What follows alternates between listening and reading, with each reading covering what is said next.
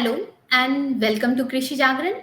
I, Riya Verma, welcome all our viewers to today's session. Joining us today in this session is a notable figure in Indian agriculture and an inspiring women agripreneur who has made significant contribution to the farming sector. With more than 15 years of experience in the development practice, Sashi Sikha has the vision and determination to transform India into an organic hub. Shashi is the director at Kikaboni Living Private Limited. Hello, Shashi. Hi. Welcome to Krishi Jagran. Thank you, Ria. Yeah. Shashi, Kikaboni to me sounds unique. तो आप क्या हमारे viewers को बता सकती हैं आपने ये नेम क्यों रखा एंड अपनी एंटरप्रेन्योर जर्नी के बारे में भी बताइए and what motivated you to start this venture of yours. Thank you, Riya. देखिए, कीका बोनी का जो नाम का जो मतलब है, उसका मतलब ही ऑर्गेनिक होता है। ठीक है? तो that is how the name is, क्योंकि हम ऑर्गेनिक इनपुट सॉल्यूशंस में काम कर रहे हैं। और कीका बोनी लिविंग प्राइवेट लिमिटेड नाम है हमारी कंपनी का। इसका मतलब यही है कि हम जीवित चीज़ों के साथ और जीवन के साथ काम कर रहे हैं। तो वहीं से ये नाम आता है, कीका बोनी लिविंग। मेरी एंटरप्रेन्योरियल जर्नी की शुरुआत 2020 में हुई। और उस टाइम पे जब कोविड का टाइम था, तो काफ़ी सारी उलझनें हमारे सामने आ रही थी। एक तो ये था कि खाना जो है वो क्वालिटी का प्रोड्यूस ही नहीं हो रहा है, इसीलिए उसका जो न्यूट्रिशनल वैल्यू है वो हमारी बॉडी रियलाइज नहीं कर पा रही है।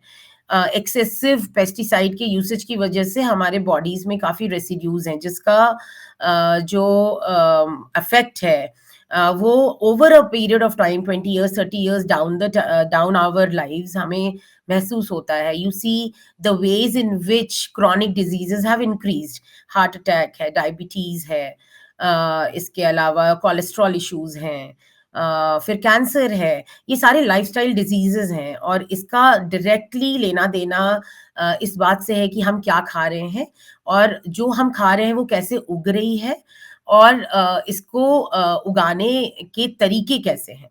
तो इस प्रॉब्लम को समझते हुए हमने 2020 में ये सोचा कि खाना ढंग से उगे, इस चीज़ की बहुत ज़्यादा ज़रूरत है।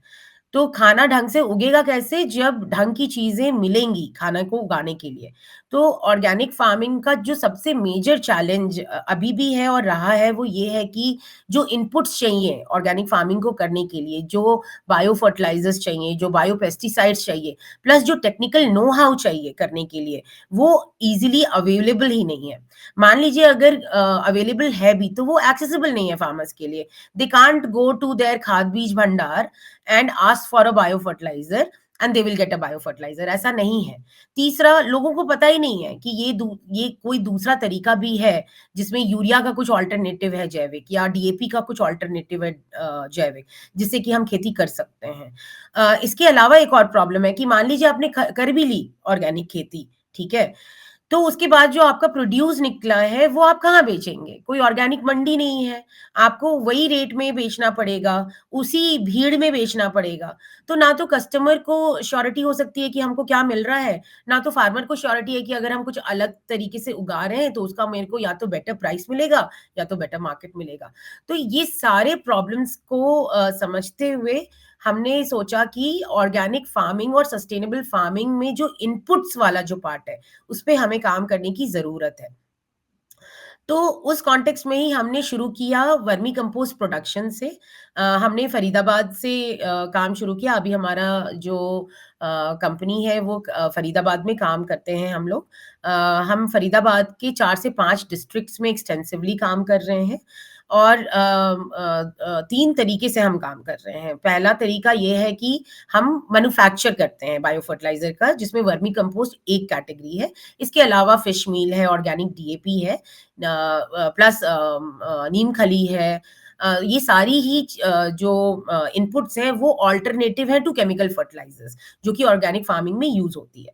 तो ये एक एस्पेक्ट है हमारे काम का। जो दूसरा एस्पेक्ट है उसमें हम फार्मर अवेयरनेस एंड एजुकेशन करते हैं।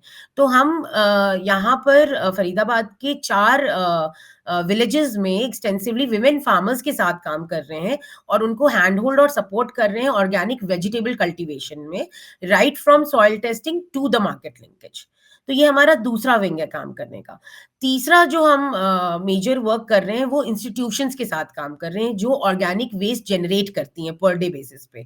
तो with in the environment compliances अब सारी फैसिलिटीज को, आरडब्ल्यूएस को, इंस्टीट्यूशंस को अपने ऑर्गेनिक वेस्ट को इन हाउस ही रिसाइकल करना है। They can't send it out of their campus. तो इन हाउस रिसाइकल करने के लिए हमारे पास कुछ सोल्यूशंस हैं जो हम उनको प्रोवाइड करते हैं, हैंड होल्ड करते हैं, ट्रेन करते हैं और एग्जीक्यूट करते हैं।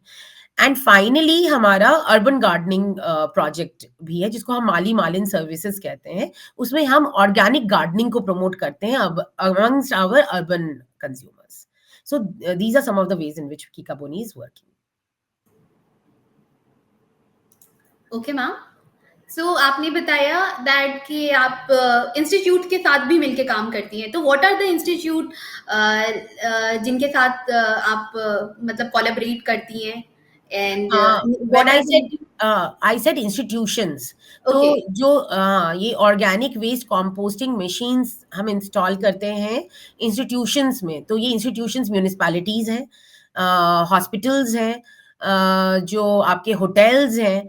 तो ये सारे जिनका जो बल्क जनरेटर्स हैं वेस्ट के, आरडब्ल्यूएज हैं।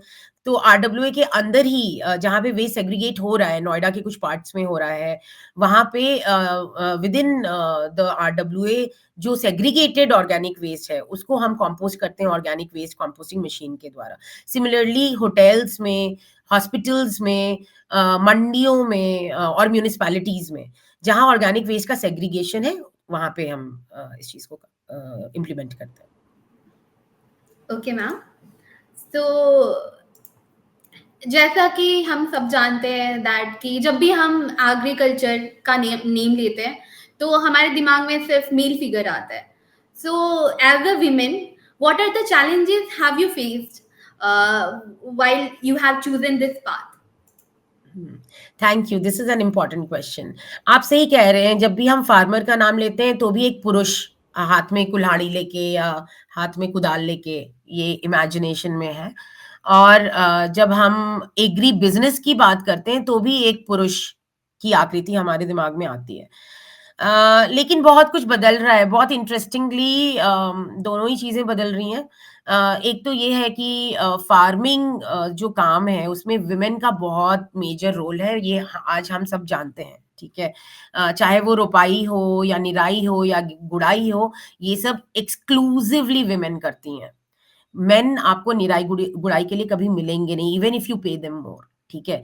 ये एक टास्क का डिफरेंस है कम्युनिटी के अंदर। जहां तक हम एग्री बिजनेस की बात करें, सही बात है कि एग्रीकल्चर एज अ बिजनेस में मेन डिसीजन मेकर्स हमारे मेल फार्मर्स हैं। तो यहाँ पे विमेन एंटरप्रेन्योरशिप में एक बहुत चैलेंजिंग जर्नी रहा है मेरा इन पर्सन। ऑल्दो मैं ये मानती हूँ कि आज के डेट में मेरे जैसे बहुत सारी महिलाएं हैं जो एग्री बिजनेस में भी काम कर रही हैं। It is a very good sign for our country, ठीक है। क्योंकि क्या है कि विमेन और धरती बहुत लिंक्ड है ना। हम दोनों ही जननी होते हैं और खाना जो है वो भी एक तरीके से उसका प्रोडक्शन होता है, तो वो भी बहुत फेमिनिन चीज है। तो आज के डेट में जब हम एग्री बिजनेस कर रहे हैं एज अ वुमन, तो मुझे लगता है ये काफी लिंक्ड है with what we are doing. However बहुत मेजर चैलेंजेस हैं क्योंकि स्टेक होल्डर्स जितने भी हैं, जहां डिसीजन मेकर्स हैं वो मेल हैं, ठीक है। उनके साथ नेगोशिएट करना, उनके साथ बात करना मुश्किल होता है क्योंकि एक वुमन का टेक्निकल वॉइस एक्सेप्टेबल नहीं होता है, एक वुमन का नॉलेज उनकी नजर में उतना एक्सेप्टेबल नहीं होता है। एक वुमन को बहुत इजीली देखा जाता है कि इनको गणित नहीं आती होगी, इनको कॉस्ट बेनिफिट समझ में नहीं आता होगा, इनको खर्च करने आता है, इनको पैसा बनाने नहीं आता है ना। तो ये सारे चैलेंजेस हैं as a business woman. Also I can say कि ये चैलेंजेस मैं हर जगह पे फेस करती हूँ, चाहे मैं अपने फार्मर से मिल रही हूँ, या मैं अपने किसी गवर्नमेंट ऑफिसर से मिल रही हूँ, या फिर मैं अपने किसी इन्वेस्टर से मिल रही हूँ। तो ये सारी जगहों पे मुझे ये चैलेंजेस फील होता है, जिसका मेन रीजन जेंडर बायस है, ठीक है। सेकंड रीजन हमारा इंटरजेनरेशनल डिसएडवांटेज भी है, जिसमें हमारे वॉइसेस को एक्सेप्टेबल होने में थोड़ा टाइम लगता है। लेकिन नेवरदलेस ऐसा भी नहीं है कि अपॉर्चुनिटी नहीं है, there is a lot of opportunity. So yeah That's true, ma'am. As a women, we have to face a lot of issue, but time change हो रहा है, and in future, I guess हमें इतने ज़्यादा stereotyping ना सहना पड़े. So moving ahead, I want to ask, ma'am, आपकी कंपनी क्या क्या solution provide करती है for like farming community? कौन कौन से फार्मिंग कम्युनिटी के साथ हम काम कर रहे हैं, is that your question? Yes, ma'am. And what are the solution currently your company is providing? हाँ, तो देखिए हम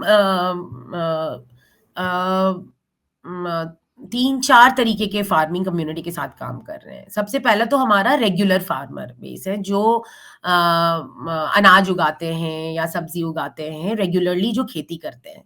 तो हम जहाँ फरीदाबाद में हैं, वहाँ आसपास काफ़ी सब्जियों की खेती होती है, धनिया की खेती होती है। इसके अलावा जो हमारे ग्रेन्स हैं, जैसे व्हीट है, इसकी खेती होती है। तो ये सारे जो रेगुलर किसान हैं, वो हमसे हमारा प्रोडक्ट लेकर जाते हैं और यूज़ करते हैं। जो दूसरा हमारा मेजर इंटरवेंशन है, वो विमेन फार्मर्स के साथ है फरीदाबाद में, जिसमें हम 4 गाँव में विमेन फार्मर के ग्रुप्स के साथ काम कर रहे हैं। वो काम ऐसा है कि पंचायत के द्वारा, और ये सारी महिलाएँ जो हैं वो SC/ST कम्युनिटी की आती हैं और लैंडलेस होती हैं, इनके पास खुद की ज़मीन नहीं है। तो पंचायत के साथ इनका एक एग्रीमेंट होता है, जिसमें पंचायत उनको ज़मीन देती है 5 साल के लिए, 7 साल के लिए लीज़ पे, ठीक है।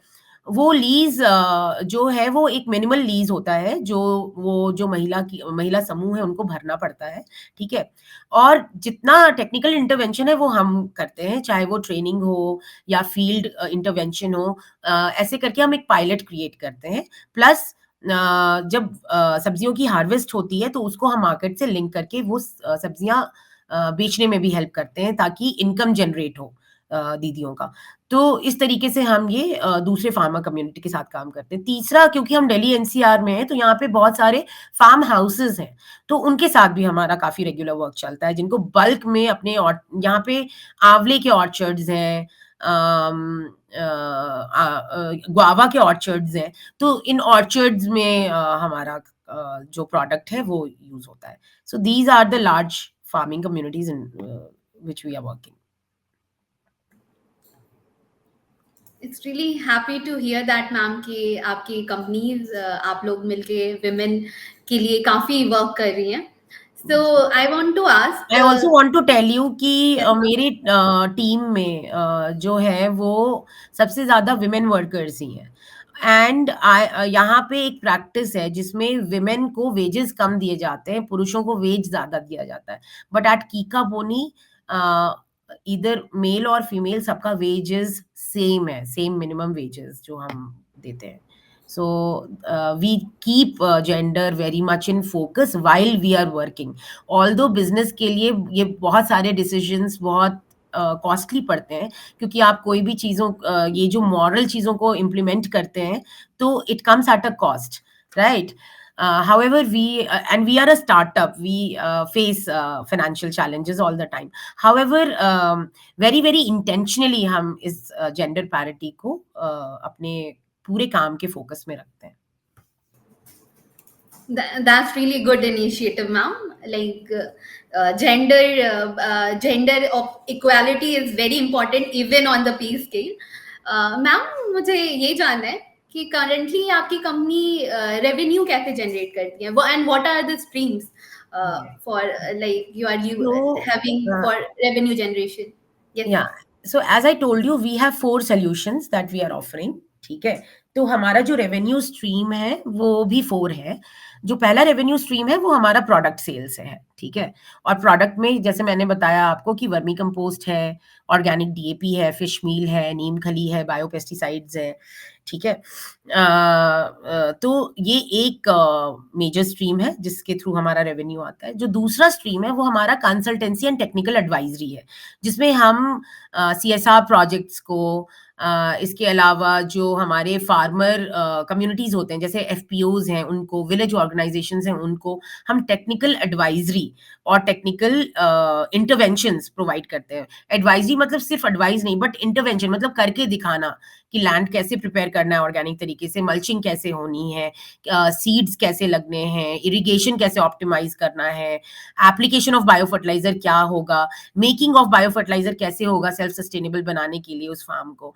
तो इस तरीके से हमारा जो दूसरा एक रेवेन्यू स्ट्रीम है वो ये टेक्निकल एक्सपर्टीज एंड एडवाइजरी के थ्रू है, ठीक है। जो थर्ड रेवेन्यू स्ट्रीम है हमारा वो हमारा ये अर्बन गार्डनिंग सर्विसेज है, जिसमें हम directly we cater to urban gardeners जिनको टेरेस गार्डन सेटअप करना है या बालकनी गार्डन सेटअप करना है या उनको अपना लॉन क्रिएट करना है या किचन गार्डन सेटअप करना है, माइक्रो ग्रीन गार्डन सेटअप करना है। इन ये सारा कस्टमाइज सोल्यूशन हम डिजाइन करके एग्जीक्यूट करते हैं अर्बन स्पेसेस में। जो चौथा रेवेन्यू स्ट्रीम है वो वही है कि organic waste composting machine as a solution for bulk generators of organic waste. तो ये चारों तरीके से हमारे रेवेन्यूज क्रिएट हो रहे हैं। मैम, मुझे ये जानना है, आपने कहा आपके प्रोडक्ट्स हैं, तो if like our viewers are interested for purchasing, तो वो कहाँ अवेलेबल हैं? देखिए अभी हमारा प्रोडक्ट हम डायरेक्टली डिलीवर कर रहे हैं। जो अभी इंडस्ट्री जिसमें हम काम कर रहे हैं, जिसमें वर्मी कंपोस्ट एक मेजर प्रोडक्ट कैटेगरी है, अभी this particular product has lot of challenges. अभी हमारे पास कोई भी रेगुलेटेड मार्केट नहीं है, कोई भी डेडिकेटेड डिस्ट्रीब्यूशन चैनल नहीं है, इसीलिए राइट नाउ हम मैन्युफैक्चर भी कर रहे हैं और सप्लाई भी खुद ही कर रहे हैं। तो you can whoever wants to buy और टेक और नो एनीथिंग आल्सो, आप हमसे डायरेक्टली कनेक्ट कर सकते हैं। मेरा नंबर आप शेयर कर सकते हैं, मेरे टीम मेंबर्स के भी नंबर आप शेयर कर सकते हैं और ईमेल आईडीज भी हम शेयर कर देंगे, आप उस पे भी इंक्वायरी कर सकते हैं।